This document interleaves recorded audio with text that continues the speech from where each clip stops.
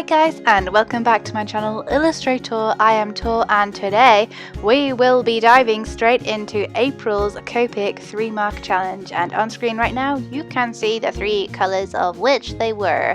If you need reference you can pause the video, or you can pop on over to Copic's Twitter page. At the very beginning of each month they post a tweet about what that challenge will be for that month. You can see on screen right now I am just showing you the 3 previous ones that we have done for the Copic challenge, and yeah, so this time I wanted to do something again in the bunny theme. I want to do the whole year in bunny themes. I have definitely chosen to do this, and I ended up sketching out some ideas in an old sketchbook, and I ended up having loads of ideas for this month, and even though I had loads of ideas, I couldn't pick one. I just kept spotting things that were wrong, or yeah, basically it was a whole thing. I ended up reaching out to a couple of my friends in one of my Facebook chats that I have, and basically said, help, I need help, I've got loads of ideas but nothing's really sticking, nothing's really working with what I have in my mind. And one of my friends, I'm not going to mention your name because I'm not sure that is appropriate, but you'll know who you are when I start saying this. One of my friends said, what about baby bunnies? They're so cute. And when she saw the colour, she said, what about pink for the nose? Little pink cute baby bunny noses. And at that my brain went, yes, that is exactly that is what I needed. I had the mama bunny, and yeah, I just needed to flesh her out a little bit, really. So I blew her up. Basically I stretched her. Wow, that sounded so wrong. I didn't blow her up, as in I scanned her in and made the image bigger. That came out so wrong, I'm so sorry guys. I made the image bigger and traced oh no traced off the illustration using a Prismacolor I'm gonna keep giggling about that Prismacolor color erase pencil for the line work, because I wanted to keep it light, or at least I thought that's what I wanted when I started doing this illustration. And as I moved into the illustration I started thinking, actually no, I need a little bit more with those lines. So I did also include using a sepia tone fine liner, just so that I could make sure that everything was well separated. I think maybe my tonal layering in a challenge needs some kind of work and or improvement in the next month's challenge. Whatever it is that Copic give us, I want to maybe try and make that more apparent, so I don't have to use a fine liner in this. But I will save that for later on in the illustration, so that if I do decide I need that line work, I will add it. But I'm gonna try and gear towards not doing that, to try and make that a thing.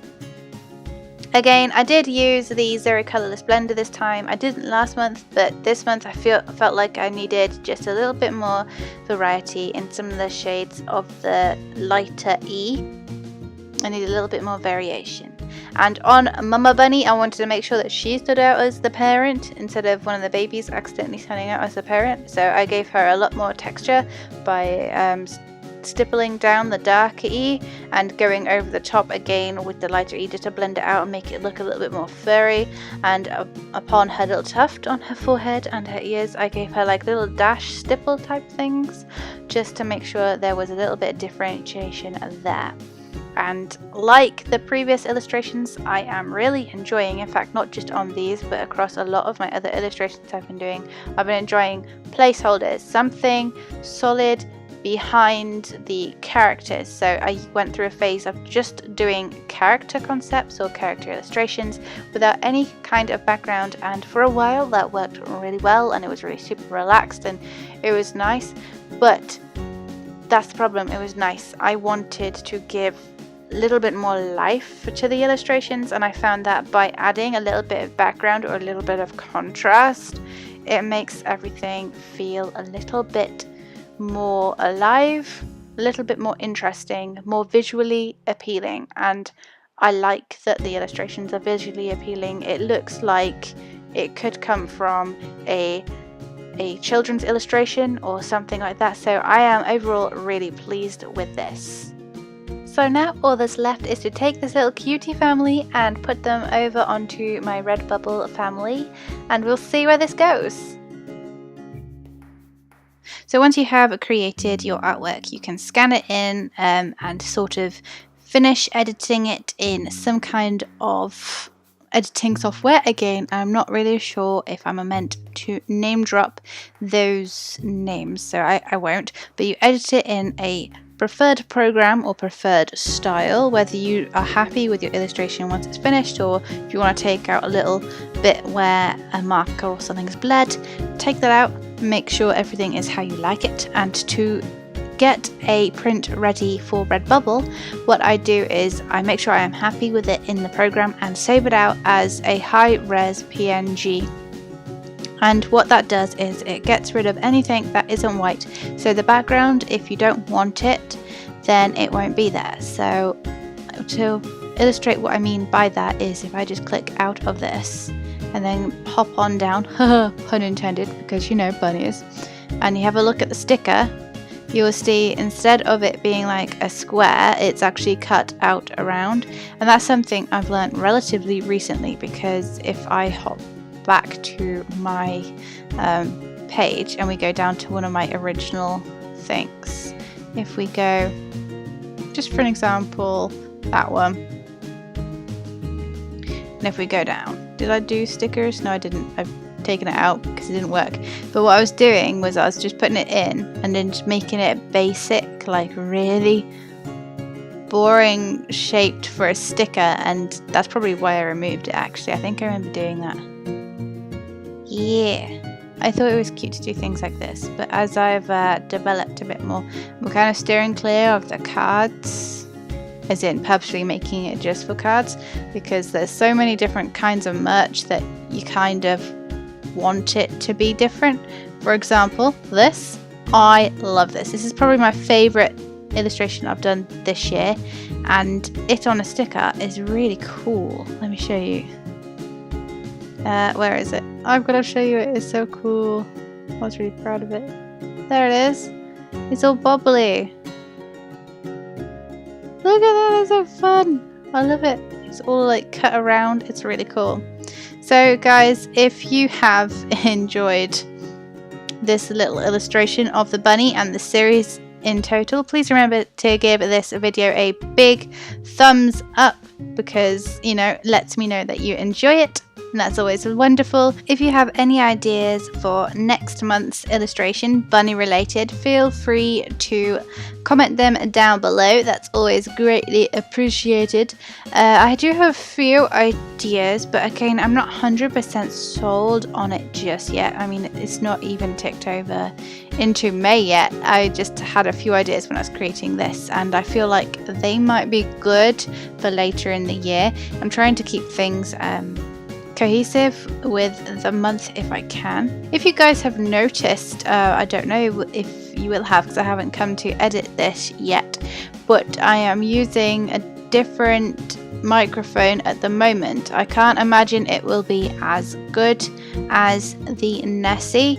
It's basically a one of those overhead big earphone type things, and it's got like a bit that comes down for recording your voice. I thought it'd be interesting to give it a go, because there's a few games that I'm interested in playing, and for some reason I got all whimsical and was like, yeah, I'm gonna totally buy this headset because it's in the sale and I'm gonna give it a go. It might be good for editing videos on the go. And to be fair, if this does work as a portable microphone, it might be really good for just picking up the laptop and off I go kind of thing, if and when that sort of thing arises.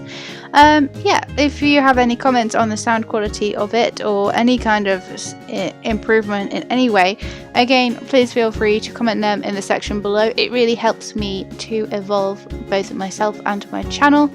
That would be greatly appreciated. And actually, while we're on that, if I just hop over to my splash page for my Redbubble, this banner is the same as what it is on my YouTube channel, and it really needs an upgrade.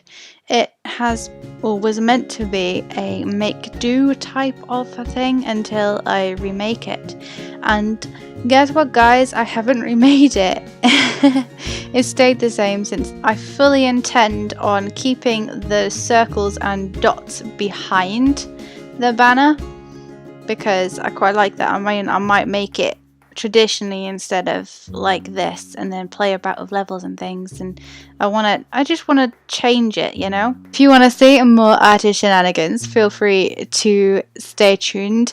Please remember to hit the like button if you liked, and subscribe if you haven't, and if you have already subscribed, please remember to check the little notification bell. If it's not on, you won't get notified of any new artist shenanigans. So if you want to stay in the loop, remember to hit that bell. I'll see you all next time. Bye, guys.